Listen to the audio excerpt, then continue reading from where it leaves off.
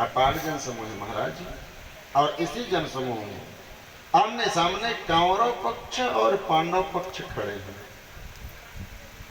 अर्जुन रथी बना है, भगवान कृष्ण सारथी बने हैं और भगवान कृष्ण शंख बजा रहे हैं महाराज।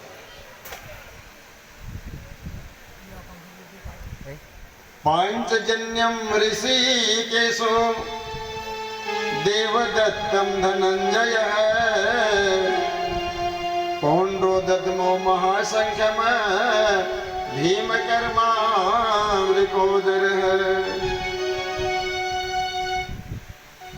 पांचजन्य नामक शंख, लंबे लंबे बाल वाले भगवान ऋषिकेश बजा रहे हैं। पांचजन्यम ऋषिकेशो देवदत्तम धनंजय। भगवान ऋषिकेश, भगवान कृष्ण, भगवान द्वारकाधीश जिस शंख को बजा रहे हैं उस शंख का नाम है पांचजन्य।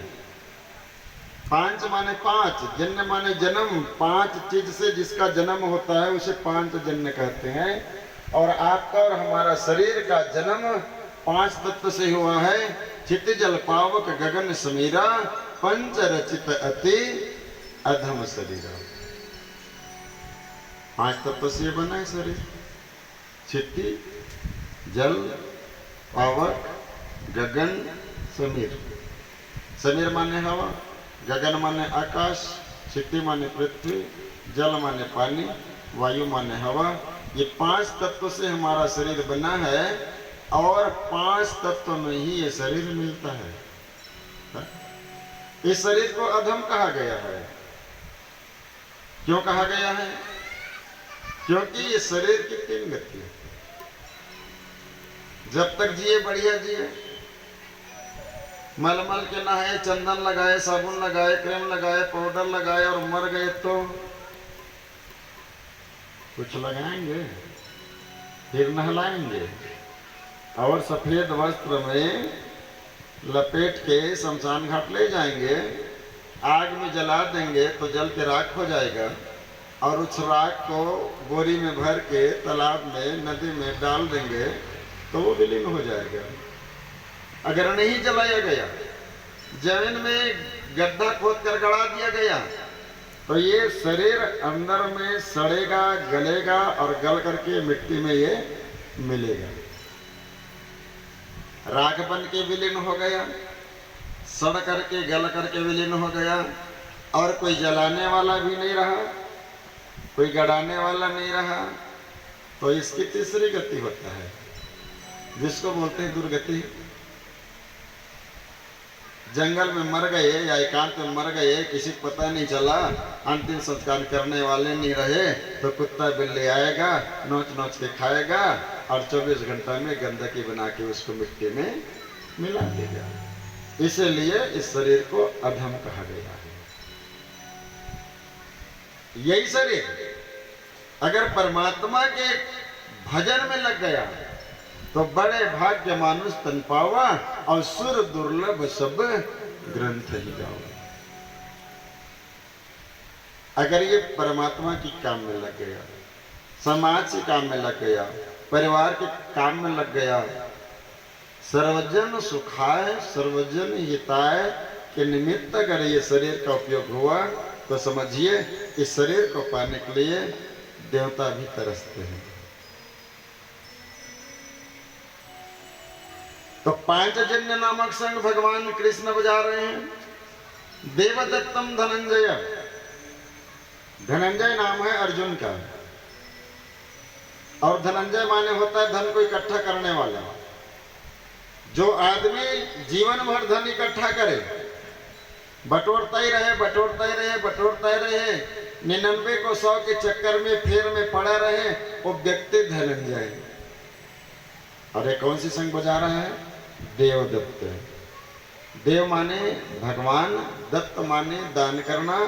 धन कमाइए, परिश्रम करके इकट्ठा करिए और जब आपके पास धन बहुत हो जाए तो अपने कमाए हुए धन का कुछ हिस्सा परमात्मा के सत्कार्य में खर्च करिए। सीधा से सीधा। परमात्मा ने आपको धन दिया है, बहुत धन दिया है, तो धन का सदुपयोग करिए, धर्म में आप अपना धन को लगाइए। धन नहीं है तो कोई बात नहीं। अब 100-200 रुपए कमाने वाला आदमी को कहोगे कि भैया अपना कमाई लगा दे, तो बेचारा कहाँ से लगाएगा, उसको तो घर की खर्च चलाना है। पर परमात्मा ने अगर आपको दिया है और अगर आपका बच रहा है तो आप जरूर अपना धन धर्म में लगाइए, क्योंकि धनात् धर्मः ततः सुखम। धन जब धर्म में लगता है तब वो धन सुख देता है, और धर्म में लगता है तब धन पवित्र होता है, और पवित्र मन से मन भी पवित्र होता है, और तन भी पवित्र होता है, और धन भी पवित्र होता है। पांचजन्यम ऋषिकेशो देवदत्तम धनंजय पौंड्र दद्म महाशंखम भीम कर्मा विकोदर। पौंड्र नामक संघ, बड़े पेट वाले, भयानक कर्म करने वाले भीमसेन बजा रहे हैं। भीम जो संघ बजा रहा है उस संघ का नाम है पौंड्र। अनंत विजयम राजा कुंती पुत्र युधिष्ठिर है, नकुल सहदेव च सुघोषमणि पुष्पकौ। अनंत विजय नामक संघ, कुंती पुत्र धर्मराज युधिष्ठिर बजा रहे हैं। कुंती पुत्र है, धर्मराज है ये, और ये जिस संघ को बजा रहे हैं उस संघ का नाम है अनंत विजय। आप अपने जीवन में धर्म की कार्य करिए। कुंती पुत्र तो आप सब हैं, कुंत पुत्र तो आप सब हैं। माँ के गर्भ से जब हमारा जन्म हुआ है ना, तो जन्म के साथ एक आंवर फूल आता है, आंवर फूल। गंदगी तो है, माँ का गर्भ है। कौन सी स्वर्ग जैसा शुद्ध स्थान है, नरक जैसा गंदगी का ढेर है, और उसी में 9 महीना उल्टा पड़े पड़े रहने के बाद ये शरीर का जन्म हुआ है। और ये शरीर का जन्म होने के बाद अगर ये धर्म के कार्य में लग गया तो अनंत विजय की प्राप्ति इसी शरीर से होता है।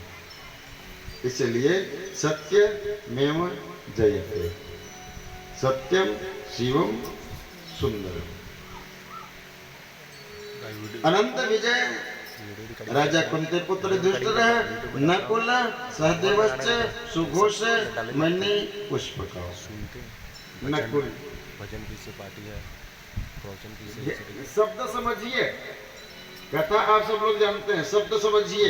न माने नहीं, कुल माने वंश परंपरा संतान। जिसकी संतान न हो वो नकुल। मन लगा के सुनिए, नकुल यानी जिसकी संतान परंपरा आगे न बढ़ रहा हो, जो निसंतान हो, तो नकुल सहदेवश्च, सह माने साथ, देव माने भगवान। जिसकी संतान परंपरा आगे न बढ़ रही हो वो अपना मन भगवान के श्री चरणों में ध्यान लगाए, तो क्या होगा? सुघोष मणि पुष्पकौ। सुघोष यानी सुंदर घोषणा, सुंदर घोषणा यानी भगवान के नाम लेना, भगवान की जय जयकारा करना। दिन भर जब भी याद आवे भगवान की जय जयकारा करो, तो ये सुघोष है। और मणि पुष्पक, मणि माने रत्न, पुष्प माने फूल। अगर कारणवश आप निसंतान हैं तो आप भगवान की जयकारा करते रहिए, सुंदर घोष करते रहिए, हरि नाम संकीर्तन करते रहिए, तो आपके जीवन में मणि के रूप में, रत्न के रूप में, पुत्र रत्न या कन्या रत्न आपके जीवन में आज नहीं तो कल जरूर आएगा। तो समस्या हमारी यही है, सत्संग के स्थान पर आते हैं तो जय भगवान सीताराम, जय भगवान राधे श्याम स्मरण आता है, और जैसे मन से बाहर जाते हैं भजमन राधे ध्यान ही नहीं रहता किसी को।